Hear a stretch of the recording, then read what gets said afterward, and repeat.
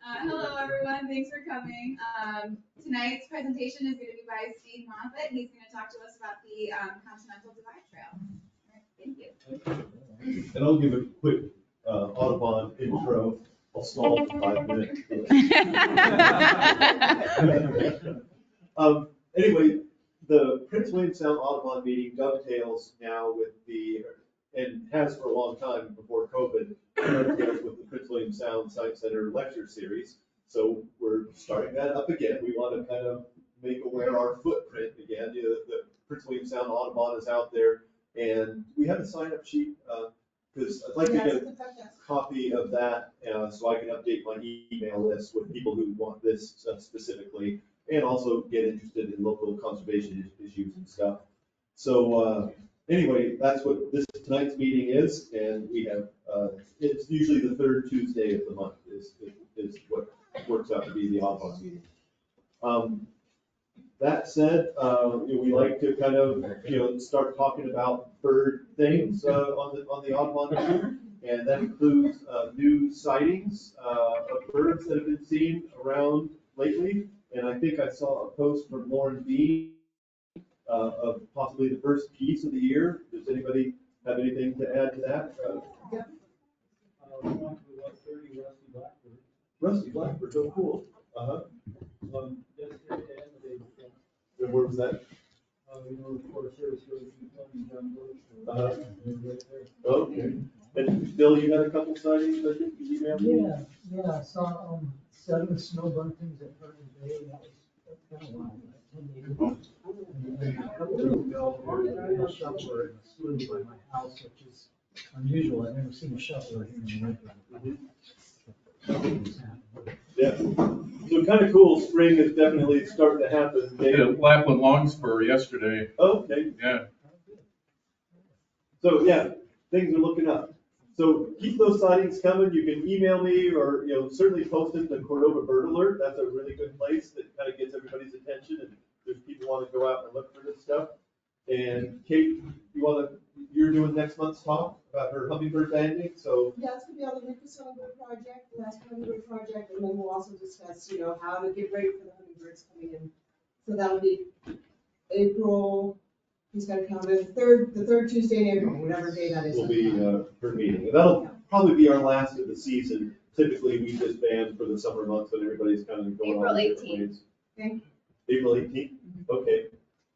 And so with that, I'll introduce Steve Moffitt. I think everybody in here probably knows him. When he retired, he went out with a bang. He went right to the Appalachian Trail, basically, right?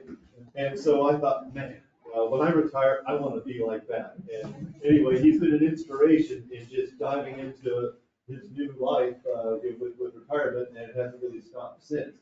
So this will be exciting to hear. This is one of his other hikes he's done since then. What year did you retire?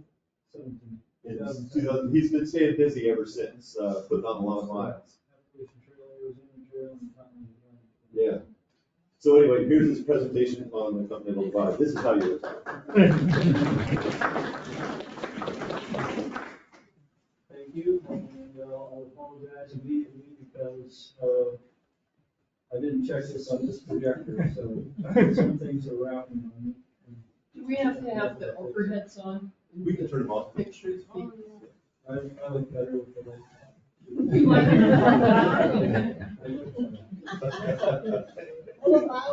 Is the mic on? Okay. Oh, there we go. Yeah. Okay, let's just talk about my Continental Divide Trail backpacking trip in 2021 and 2022. So the Continental Divide Trail is a national scenic trail, and this one goes through New Mexico, Colorado, Wyoming, and right on the border of Idaho, Montana, and ends in Glacier National Park.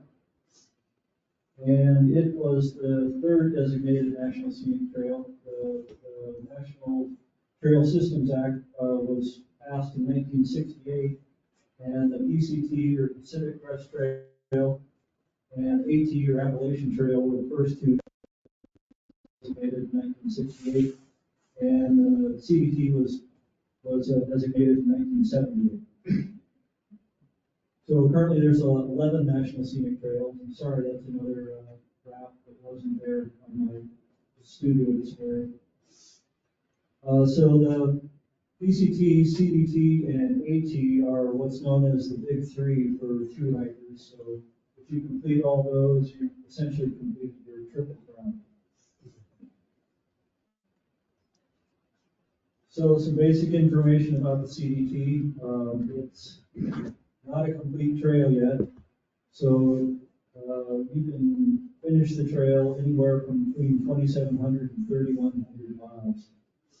So there's lots of alternate routes still. There's at least 31 different routes along the trail that you can take, and goes through 5 states. New Mexico, I think I already mentioned those.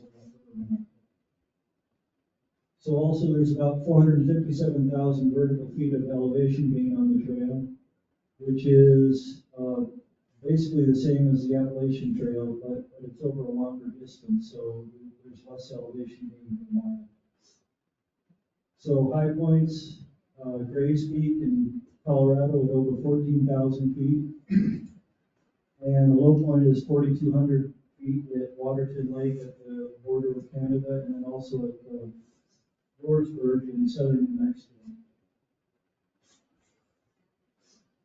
So the Continental Divide is only one of the divides in North America, but it's called the Great Divide, essentially because it extends through all of North America, including Alaska. And one interesting thing on the Continental Divide through the U.S. is this, in Wyoming, there's a closed basin. So any rainfall that falls there doesn't flow into any other ocean, it just stays in the basin. And you can see some other closed basins here in Mexico, and then also the Great Basin in Nevada and California, Utah.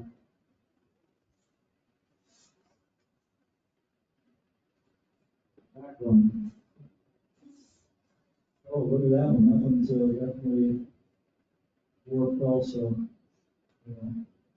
So like here, lighter is usually better, but it's a big trade-off between weight on your back and expense and durability. So the big four, all these got wrapped a little bit. The big 4 items that I used starting in 2021 were 3 of the 4 were made by the company Z-Packs. So I used a Fleximed tent, and it's less than a pound. So it's a Dyneema fabric, and it's pretty tough, but the weight is the big advantage. And I used another Z-Packs pack and a Z-Packs quilt. And like I said, that's a big trade-off between weight and expense. They were definitely expensive items. And I also used an air mattress, an inflatable Neo X like that. See, so the total of all those is only 4 pounds, 12 ounces, which is about the same weight as my Kelton frame pack that I used for backpacking in the 70s and 80s. Do you want to say what that costs? Tent was 500. Pack was like 350, and the quilt was 300, I think. And I mean, wax like that is 130. So cheap for the big pair, when you compare to camera. Oh yeah. But well, this got way wrapped. So before food and water, my pack total was 17.5 pounds, which there's a blog that he does surveys of hikers on various trails, and he surveyed hikers on the CDT in 2022. And the average starting weight for the pack was 17.52, so I was basically right up there. So most of you probably know that basically nobody uses their real names on the trail. It's all trail names. So these are a few of the folks that I met in 2021 and 2022 here. So Stage is another Alaskan. I met him in Lincoln, Montana. He's from Fairbanks. And so I hiked with him for the last 400 miles, essentially. And see, Blitz, I met him on the Appalachian Trail in 2017, so that was kind of interesting to get to see him again. What's your trail name? The Warden. I'm trying to pull anything. So I also hiked the Flim Flam for a while and Lefty and Helium, but they were 30 years younger than me, so I only lasted 3 days and let them go. Actually, most sites you look at estimate that only 150 people do this trail a year, but I think that was pre-pandemic because I met 120 people in 2021, and I think there's a lot more that I didn't get to meet. And last year I only met 80 people, but I think that was because most of the northbounders were already past me when I started from Rollins going south.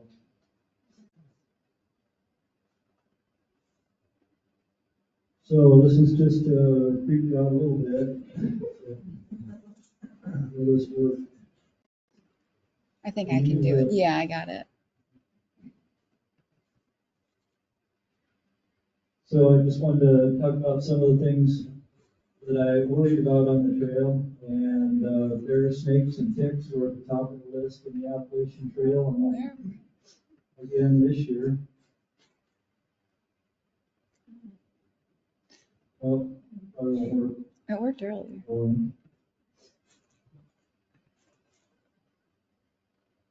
So I did see bears and snake and ticks on the trail in 2021 and 2022. That's okay. Sorry. But some other things I worried about on this trail: overuse injuries. I met several people that had to get off the trail because of shin splints. And water availability on the CDT is a big concern because there was lots of long waterways, 20 miles between water sources, which is a lot when you consider my average for median day this year was 20.1.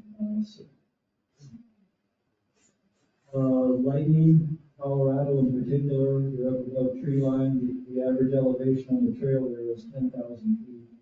So you're up above tree line, and there's a lot of storms there in the summer, especially in July and August.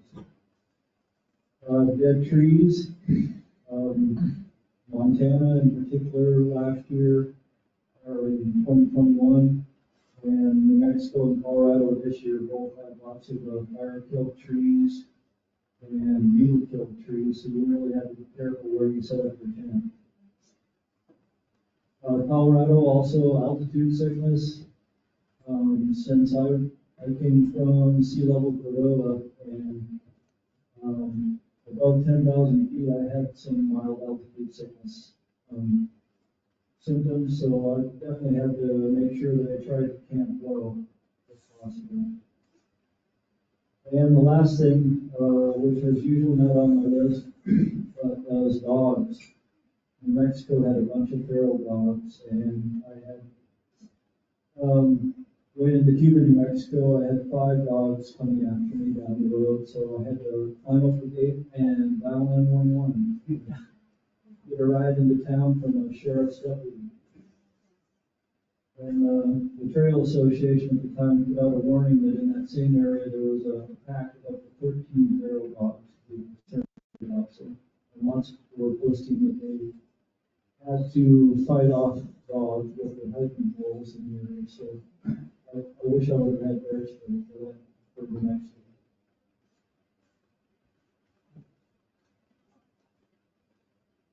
So some of the water sources, since CDT is a lot drier than the other big 3 hikes. In Wyoming, a lot of these solar wells I used. Southern New Mexico, fortunately, there was water caches for the last 8-mile stretch. I think there was no natural water sources. It was either cow tanks or water caches. And same in some parts of Montana, Idaho, essentially all the water was from cow tanks.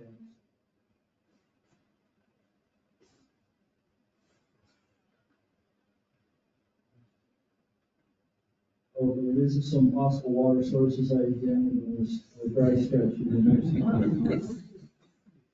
Unfortunately, none of them had water, but I thought for sure this could be a Kansas berry.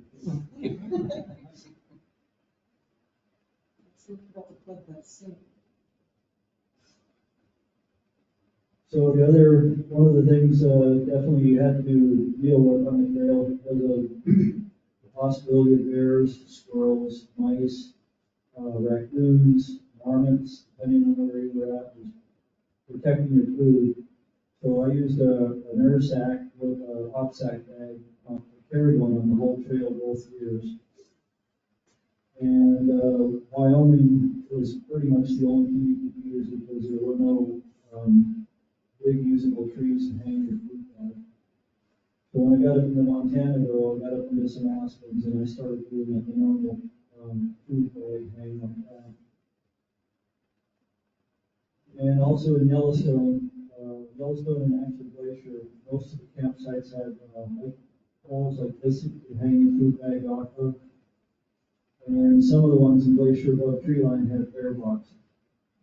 And also all the Forest Service campgrounds in Wyoming had bear boxes like that, which was really nice. And one thing that what I thought was unusual was as soon as I got into Montana, where there's a lot of bears, there's no bear boxes. Even on the Forest Service campground, right by Glacier National Park. So find your own tree to hang your food. Steve, what is an opson bag? Is it like circular or something? Right, it's like a big, thick Ziploc with double seals. So I throw all my food in that, and then inside the bear sack.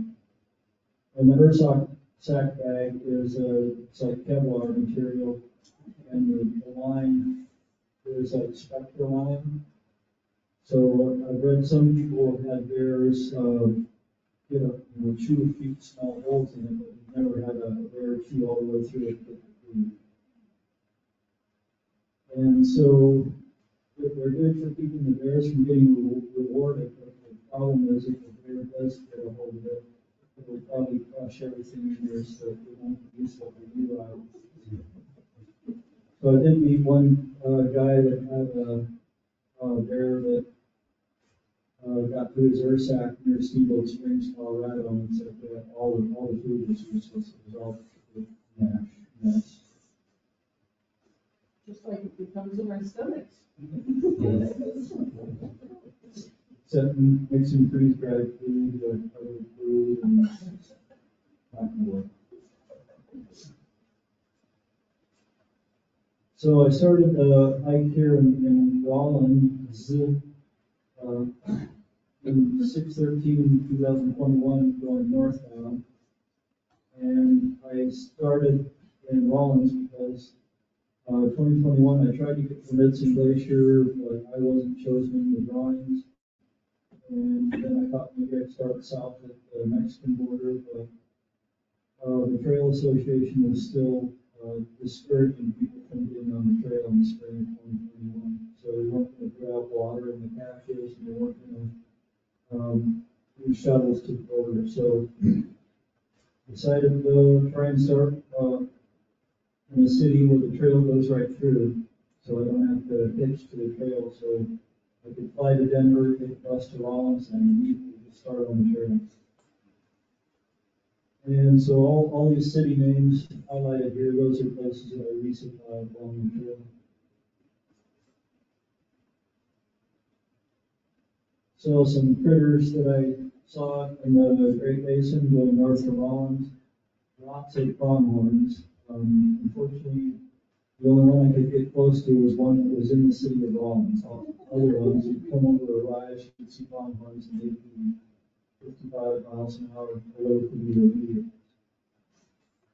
And then lots of these greater shorthorn lizards. which are the state reptile for Wyoming. And what's the other thing? And they eat lots of ants, like their diet's like 40% ants. And they also have a gland under their eye that they can spray out blood at predators. And I still haven't found out why that's effective, but apparently it deters a lot of pain.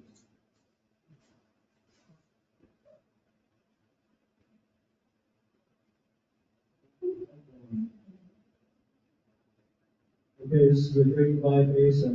I started my checked forecast before I left on the trail, and it said it's going to be mid to high 80s. So I thought that was doable for next week. And the first day was fine. The second day, 5:30 a.m., the sun came out and it was hot. So, and this is what the trail looks like for a lot of the basin. So it's not like you can go behind a tree and get some shade. We have 120 miles with almost no shade. And a couple days later, on the 17th, I was 80 miles north, and there was one road crossing, and a truck pulled up, and it was a hiker that had been hiking south and decided it was just way too hot. He wasn't going to make it. So, and I've been struggling for the previous couple days because of the heat. Like, I could drink water, and then 5 minutes later, your throat was dry.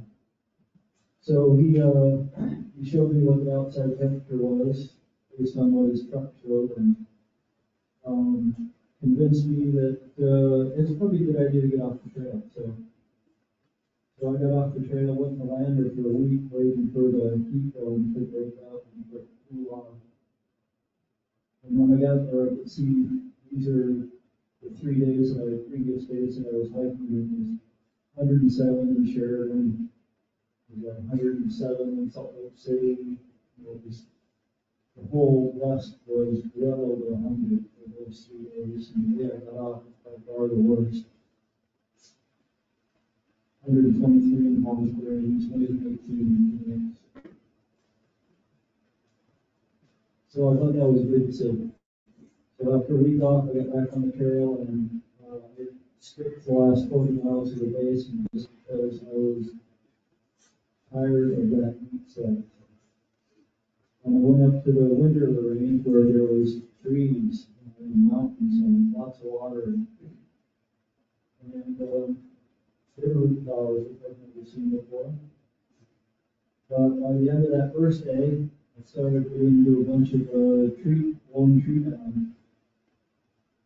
And I knew from comments in the app from one person that it was possible that we could get some pretty bad blowdown. But I wasn't ready for this on day 2. So apparently there was a big storm in September the year before. And, there's areas where it's just acres and acres of blowing down trees like this. So yeah, this is the trail, and that is the trail. So I only made it 8 miles in 11 and a half hours that day, and my pants were ripped, my shirt was ripped, my waders were destroyed, and thrown away.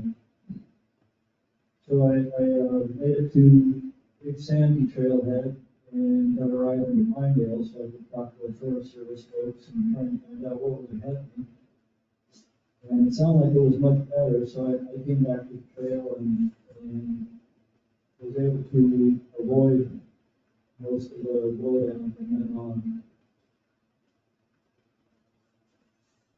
And these are some photos from in the Wind River Range, and they're kind of distorted again. So one thing interesting about the Wind River Range is there's lots of lakes and lots of ponds, and trout have been introduced into a lot of them. And there's plenty of mosquitoes to feed the trout. So I never used any mosquito repellent, but I was wearing long pants, a sun hoodie with a big hood I could pull up, and sun gloves. So I only had a few mosquitoes biting through the shirt, but otherwise they were just buzzing around constantly. It was like the last one. And, when that was filed, with that, I've never seen before, so I they're really interesting. And if you look online, you see, lots of information about them. Some sites say that, you're gonna die tomorrow.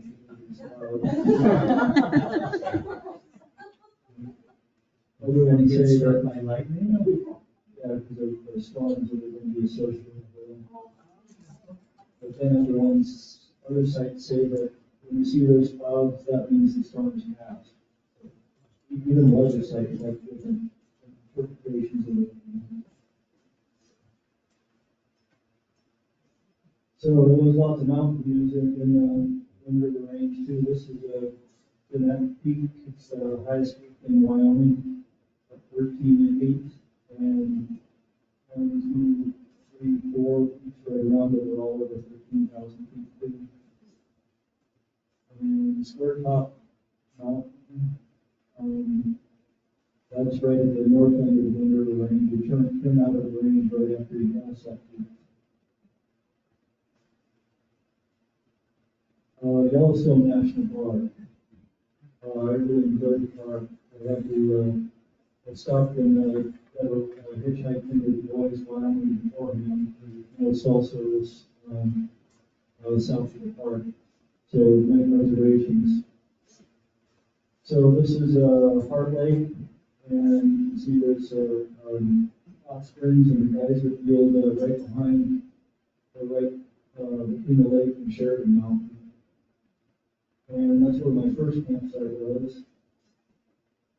And this is the next morning, the sunrise over Heart Lake. And both of these look really nice, but in the middle of the night between those photos, there was a big thunderstorm going through. And the thunder was loud enough where I thought there was maybe landslide or something like that. So I went out in the middle of the night and checked right around the tent. I didn't do a very good job of checking the trees to see what might blow down on me because the weather had been so nice. Lone Star Glacier, the geyser, this was a really cool spot. I went there the night before this photo, and that geyser was erupting for 30 minutes straight. And it's far enough away from the highways that there's basically no ground. And probably everybody's already seen this. It's a Morning Glory pool. It's near Old Faithful Village, top of the boardwalk. So that was pretty cool looking California. Some critters in Yellowstone. I saw quite a few of these. I think it's Columbus spotted frog. I'm not sure. And Mormon filaries and California tortoiseshells are interesting that they have irregular markings to their wings, and the underside of the wings are the same color as this tree. So they just put their wings up and they look like a leaf or a piece of bark.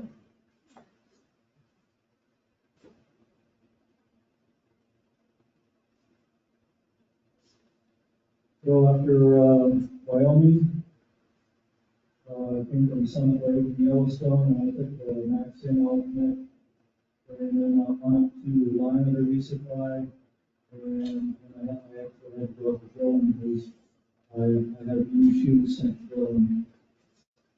And then 6 hours to hitchhike back, and then on the trail up to here, Landing Pass, and down to Leadville to resupply. And this whole area was closed anyway. Two fires came together, so that whole area was closed. So you have to do a 150-mile highway walk on either side. And the guy that I was hiking with, we both decided to bail and just hitchhike all the way to the north end of Seward. And then take the East Fork River Trail back to Seward.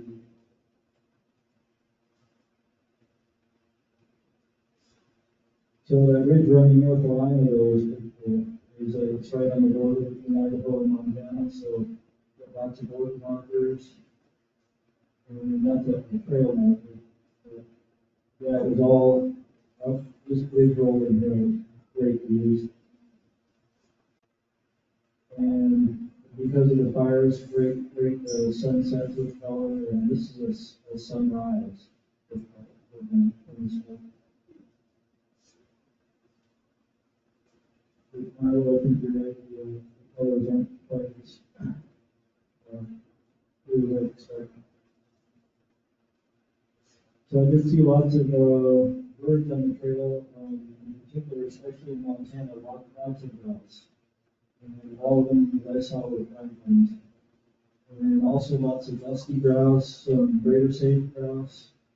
And some, I thought different grouse, but yeah, there was some other big grouse that may have been a different species, but they were so early that 100 feet away and they're gone. And lots of common nighthawks. And you're right on the trail sometimes in the daytime, so that's where I managed to get close enough to the.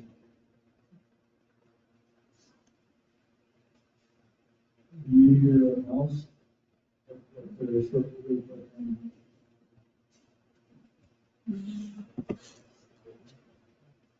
Yeah, I didn't see this till it was too close, great gray owl, so I had to choose my iPhone to take a video. I was hoping to get a picture. I also carried a Sony RX100 point shoot with a 200mm reach, but I just didn't have time to pull it. So, can you hit that mouse one more time? You can see that we did that. So, Mormon crickets, saw lots of those in that area too. They're not a cricket, apparently, but that's the common name. And they're kind of big and scary, and they didn't act like they were scared of you. They basically didn't move, so.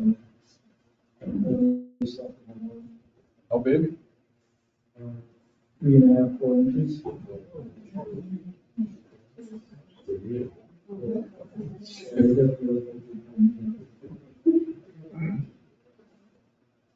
Then northern Montana, I took the anaconda cut off, and I probably wouldn't do it again. It was too much road walk. It started off really nice with some great mountains, and then onto the highway. A big part of it was hiking on a highway with 65-mile-an-hour speed limit, and lots of truck traffic with falling gravel. So I spent a lot of time in the ditch hunting for ticks and snakes. So, went to Anaconda resupply, then up to Helena, Continental resupply, Lincoln, Augusta, East Glacier. East Glacier wasn't all that great for resupply, so I sent a box from Augusta.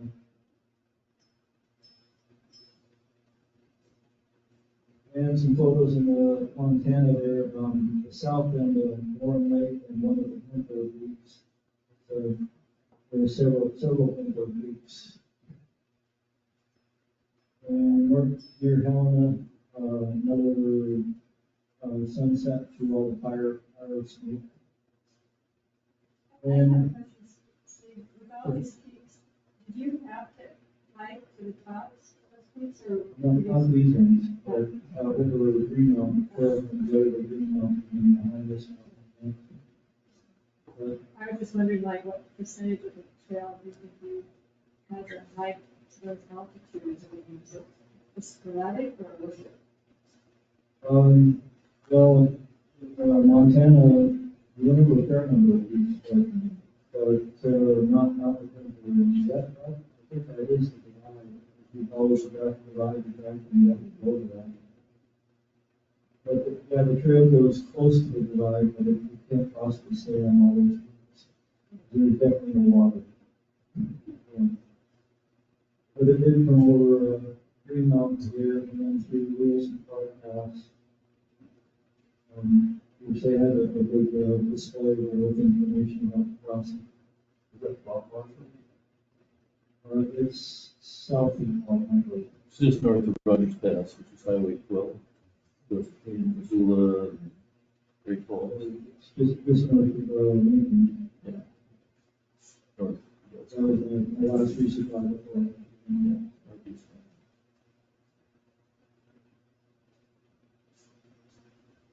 Here's my one. So I could see the Chinese wall a long ways away, on the top of one of these ridges.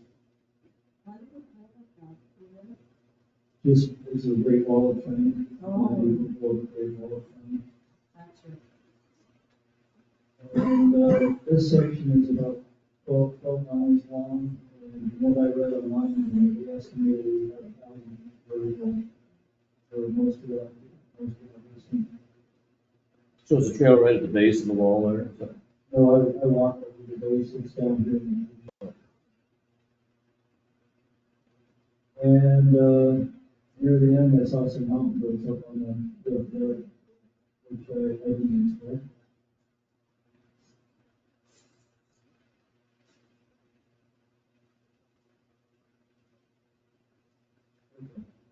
Glacier National Park. Unfortunately, I arrived there on Labor Day, so there was lots of people trying to get permits, lots of northbound hikers all arrived at the same time.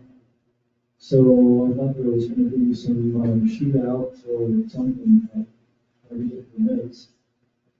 Fortunately, I was hiking with the stage because the permitting process, the number of campsites and trying to find the route that's going to work for you was really difficult.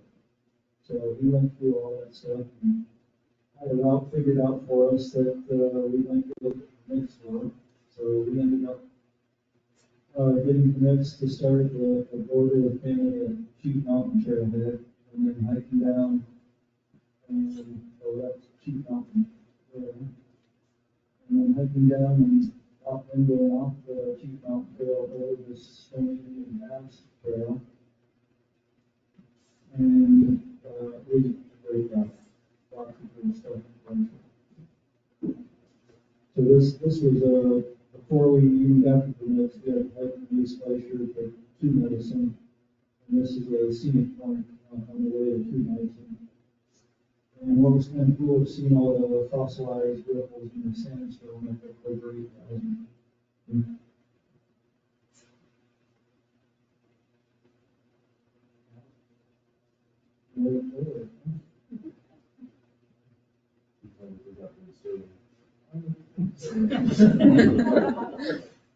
Yes. But here's my favorite one.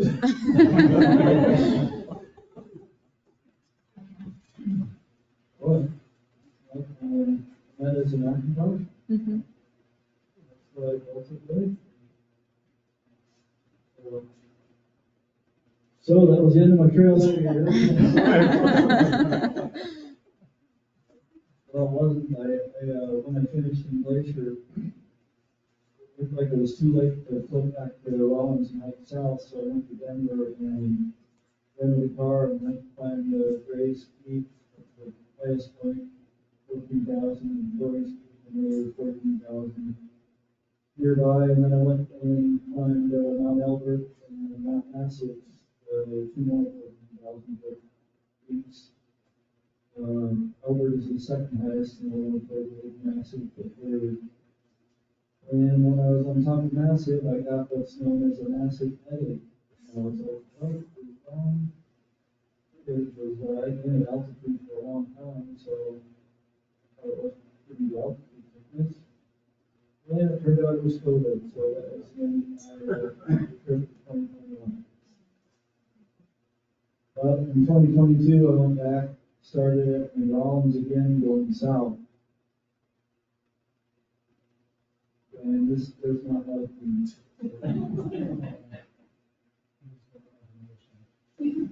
This is Colorado. I recognize some cities. I went to all those cities. Trail went in some places. Connect it up. It's eating your program. Okay, let's try something. Let's try something real quick.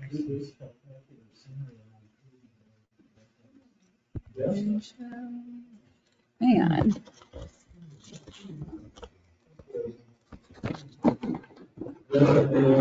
This with Macintosh for that today. Give me a second. Let me see if I can fix it. This is why when I do presentations for a fishing game, I had to go into the projector room and make sure everything worked on the projector before.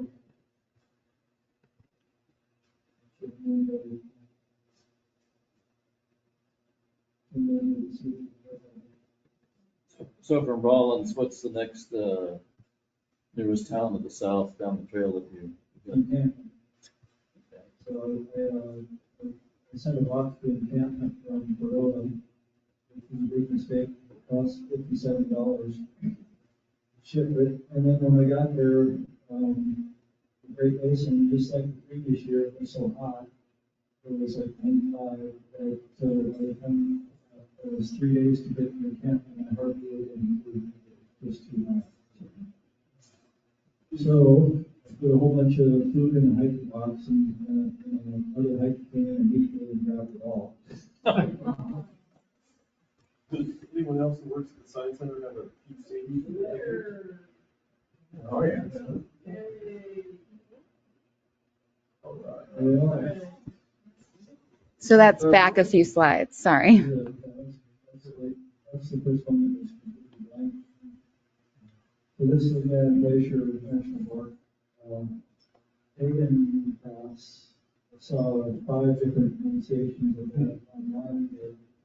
The Black Indian website, they said it's, you know, And it really was your favorite picture that was deleted before, huh? yes, it was. Yeah. It's a sea lake observation point. And it's 4/10 of a mile off the trail. Sioux Lake Bend. Sioux Lake Bend, near, Slovenian. It's right about 50 mountain camp. Yeah. It's a very cool spot. And I was the only one that went up there. There is a little exposure. I already seen photos of it, so I have to go.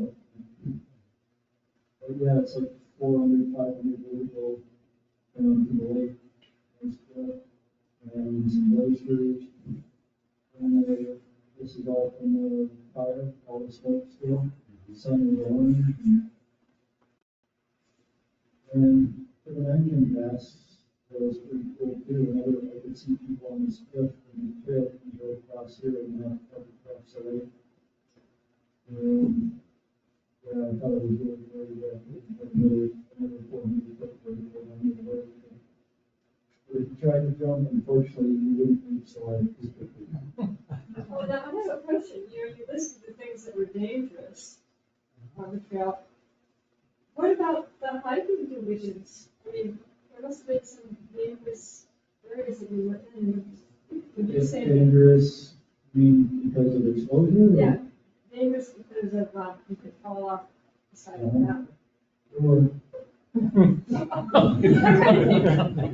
You know, I mean, those are just a normal concern. I mean,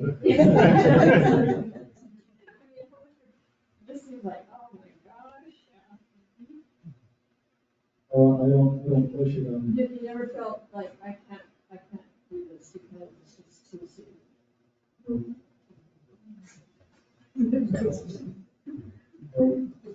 Even there was another pass, Swift Current pass, that was one where some people probably moved through that. And then there's also a permanent pass in place for the permanent wall, which I believe it's, I might have a problem going up to not on any portions of it.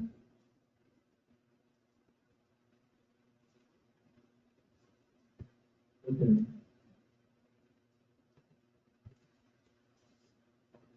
All right.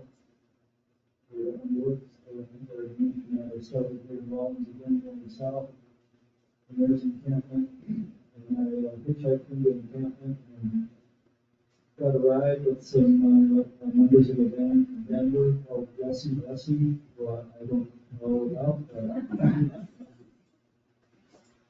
that was kind of nice meeting them.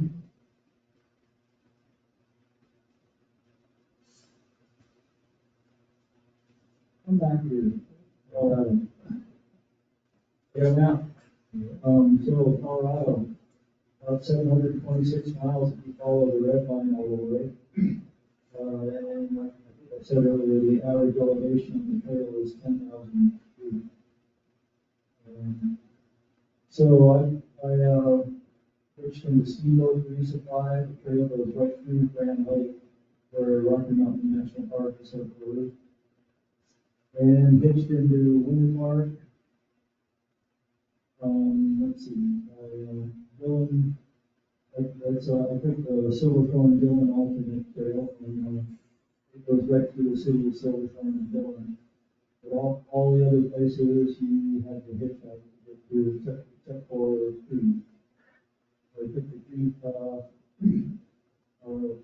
because this whole section, the South San Juan, is generally over 12,000 feet, and there's a storm with 2 inches of rain in the forecast, so I didn't know that would be a tree line for a storm like that. So this is some of the cities in Colorado, Grand Lake, and fortunately I got back to my hotel before this storm hit. There's one of those sheets of water going down the highway. And Leadville, the city is over 10,000 feet south. I think it's the second city in Colorado. And those were some Colorado Trail hikers that met Lego, Pack-Mule, and Sparkle. Real names are easier to remember than 15 Steves. And like we mentioned, trail goes right through Creed, and it's a cool spot. There's lots of old mines. And yes, I have to arrive on a Saturday when they're having classic cars, so one of them going to have every year. And yeah, there were some really nice cars.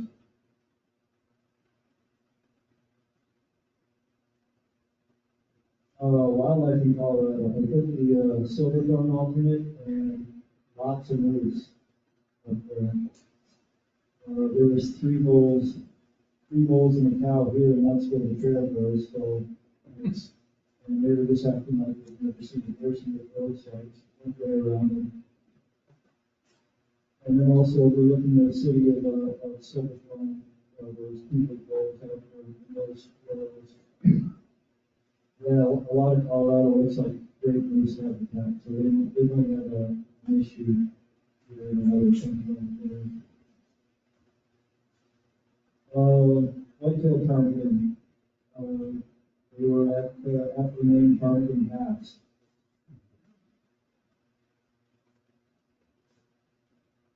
And some other high points in Colorado, Parkview Mountain at 12.3 was online and way one person did the analysis and said that I'm up there was the steepest on the whole trail. I know, I thought this one going up James Street by Winter Park was steep myself. And it's also higher, this was 13.4.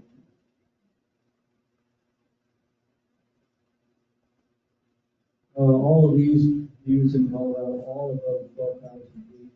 Right Hand Pass, that was a steep ascent. And this is going toward Monarch Pass, where I pitched into Salina Resupply.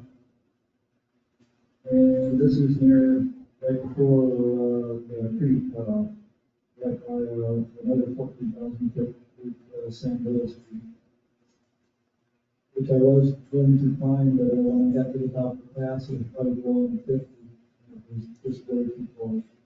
For a couple thousand more feet. New Mexico, 777 miles, and follow the red line. But I took a bunch of alternates in New Mexico. I took the Ghost Ranch alternate, and then I took a bus to Santa Fe for a couple of days. That's Cuba. I believe. France, I took this alternate, because this is all through a volcano field. I look lava field and basically no water. And I took I-town alternate. And this whole section here made it difficult for everybody. This whole loop, that loop here, that was still closed from fires in the spring. It was closed through December 22nd. So nobody can take that route, so everybody was going to take the Gila River route, which is usually what people's favorite spot anyway. It goes through the Gila River Canyon, and there's 200 plus river crossings. But we had a couple big storms with several inches of rain, so it was basically flooded out. So everybody had to do a 38-mile road walk down to Silver City. And then Lordsburg, and then I took a shuttle to the border and walked back to Lordsburg, which was kind of interesting because I got to see probably 10 people that had passed me. I got to see them.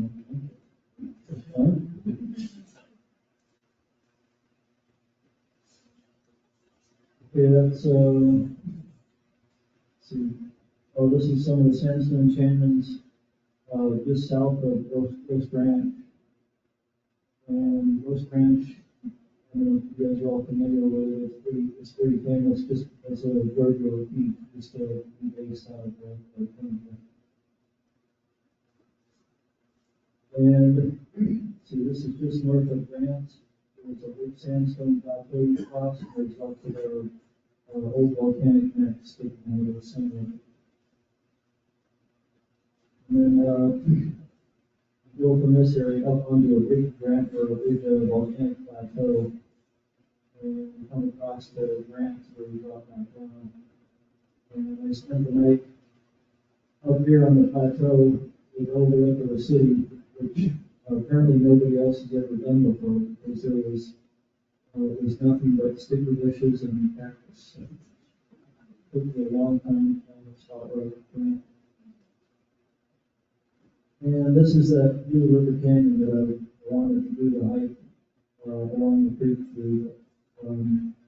It's not going to make 200 crossings if it's very steep in the valley.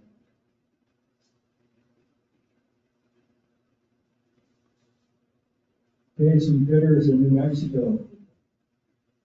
I saw a lot of tarantulas.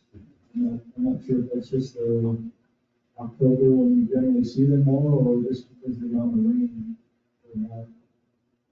Lots of tarantulas, and then I got to see a tarantula hawk, which is just a big wasp, which has supposed to be the most painful sting of any wasp in the world.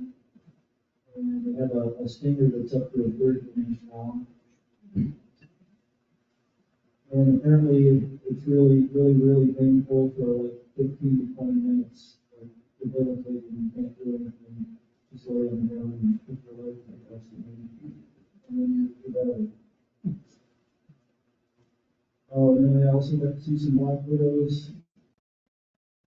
which there was another hiker, he posted that this water cistern, don't go anywhere near it, that's a black widow. So I immediately went through it and pulled the lid off, so I could take some pictures. And then I got to see this, I saw several of these in New Mexico. And the first time I saw one, I thought it was an ant carrying something on its back. The head is this tiny little thing sticking down there. And once I found out the name, well, I saw the red stripe, so I knew not to mess with it. But it's a black and red striped blister field. So, and it has blister in the name,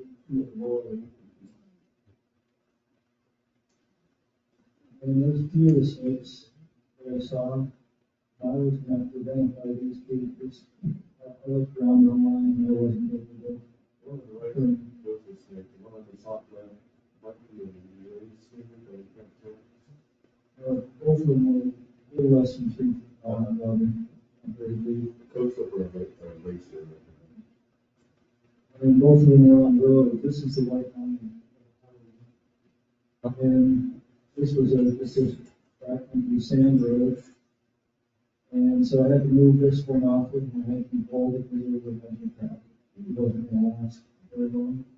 And this one I thought was going to be safe, so as soon as I started to walk away, the truck came off the road. So I'd go back, stop the truck, I'd go back, move them off the road. And this Impala lizard was the only lizard that I saw that would let me get photos of it. All the rest would scare me to brush immediately. And I did get to see one rattlesnake. I heard it long before I saw it, so it definitely gave me some warning. And I had a video a year ago, wasn't sure if it was going to work. Is the audio of the rattle was pretty cool. And this one is just illuminated with my headlamp because it was almost dark.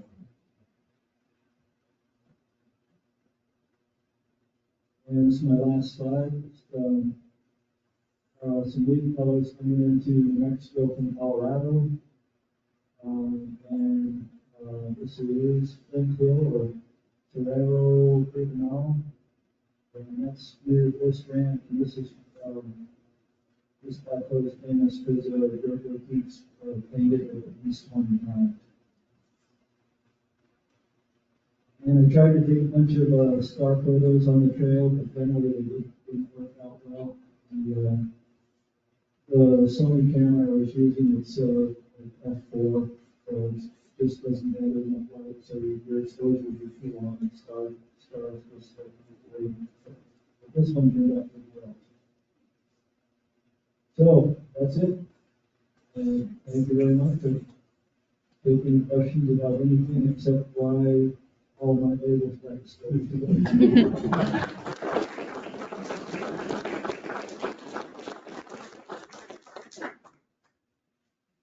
Steve, what was your schedule for cleaning water in some of those places?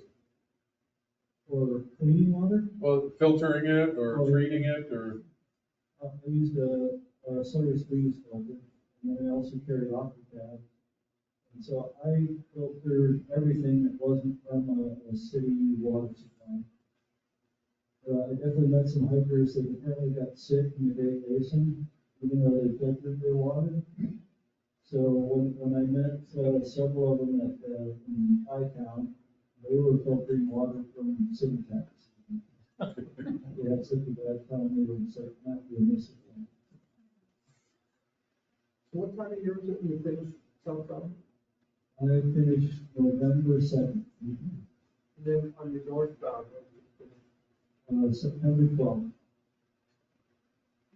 But I went back to Colorado and, we kept hiking until it was September 18th. But I also had some snow that time. And last year, going southbound, this snow was chasing me through Colorado and then all the way through New Mexico. In fact, even when I finished, it snowed where I was, 50 miles before.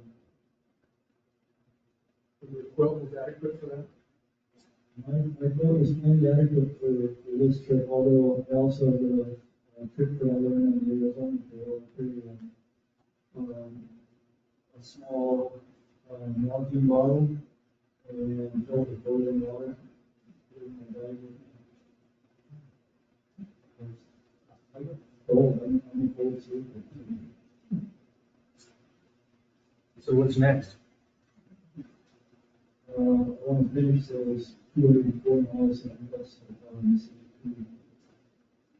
I would like to zip west trail too, but I bet you next year is not going to be a good year next year. It's like so much snow. Actually, this Continental Drive Trail probably would be easier to start work on. when you get to Colorado, it's probably gonna be snow, we'll probably wait till July. or Maybe longer. Did you see any mountain lions or any sign of wolverines or fishers or martins? I didn't see any mountain lions, but I had a very interesting mountain lion encounter anyway. It was outside my tent in New Mexico, screaming, 4 a.m. That's what woke me up. And then I waited a half hour, went outside, and I was looking for a spot, I chose that spot, I thought it would be a good spot to start over. I went outside a half hour later, didn't see anything, looked around, got back to my tent, 45 minutes later, it was screaming outside my tent, and took the first, probably 50 feet away. So if you, just Google mountain lion screaming, the first few people you'll hear what it sounds like. Terrifying. No bears? I only saw 3 bears. In Glacier, I saw a brown colored bear, but it was from here to that table in the brush, and when we saw it, we just said, moving on. Okay. Then I saw 2 black bears, one in the north and one near Weston. But their tracks all the way to almost to the Mexican border. Out there in the brush, away from any trees, 20 miles from the border, we were not very fast. How many pair of shoes? I think it was 3 the first year and 3 the second year. You all have to carry, vehicle? Yeah. I carried first grade from Wyoming, north all the way to but last year I didn't carry it at all. I wish I would have just because of the dogs. Thank you.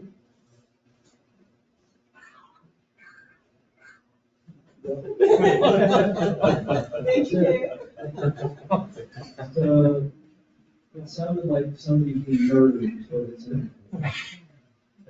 So didn't you have an encounter with a small cat? I got to see a bobcat. I meant like. Oh, I did have an encounter with a domestic cat. I was camped in the state of Audubon Park, in the middle of a small town in New Mexico. And this really friendly cat, the kind that was always trying to run up against your legs and trip you as you were walking. Well, I got away from it, got in my tent, and then I had one guy lying there, wasn't losing, and the wind was blowing it down. So I called up my tent 3 times before I could him to go away, so 18 holes.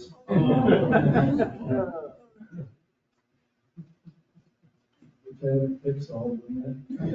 Unfortunately, it only rained one more time, so I didn't get them all fixed. I had to spend 1 night and a half on my tent. So is that tent just one layer, or does it have a ply, or Nope, it's a single single layer? Yeah. What were the dimensions? small. I have a carved tent, notch, $500 tent.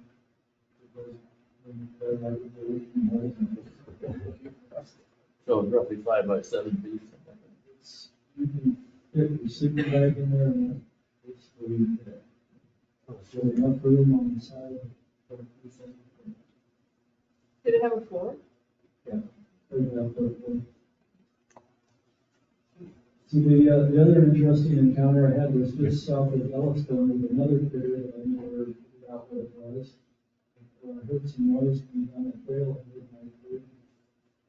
And I just read about a fishing game in their tent in Alaska near the Peninsula, and where it came after them and all of them.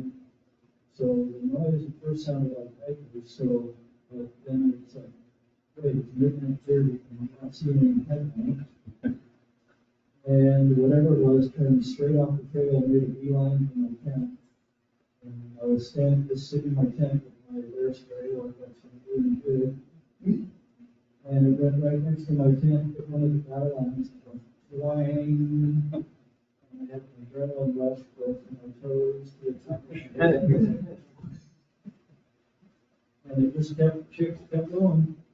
It was making a noise. The saw string around here went right into my window here in town, and it sounded just like that.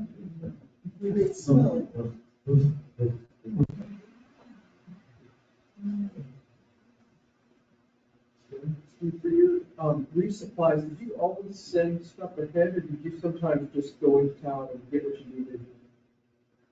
I only sent a few boxes. Then I just got to go every time.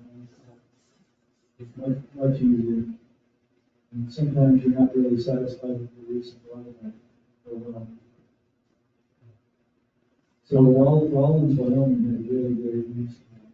Since the town, trail goes right through that town, I think they get a lot of information about what to play. How much weight did you lose each year? I lost, I think, 2021, I lost 15 pounds. And last year, I weighed myself before I left, so I only lost like 10 pounds.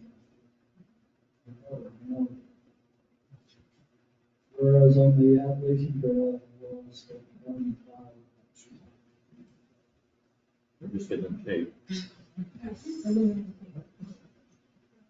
Are you packing stove?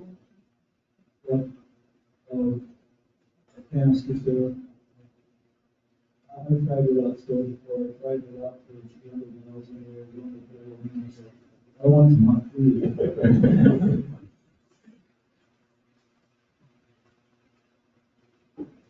Yeah, and, one of the problems with carrying the canister stove in 2021 was there was a shortage of canisters. So all the stores that I went into, all the had was the really big canisters. So that's what every hiker was carrying.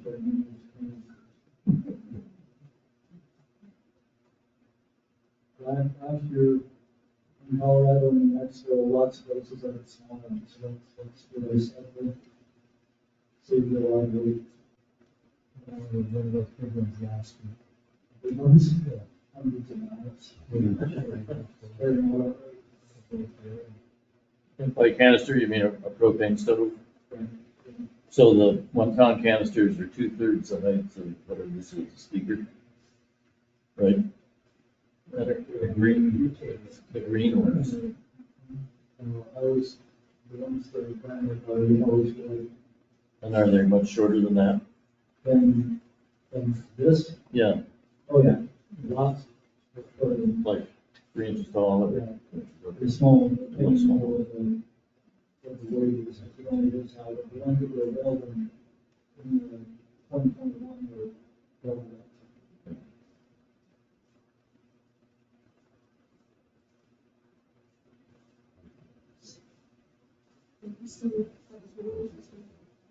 Thank you. Yeah, thank you. Thanks.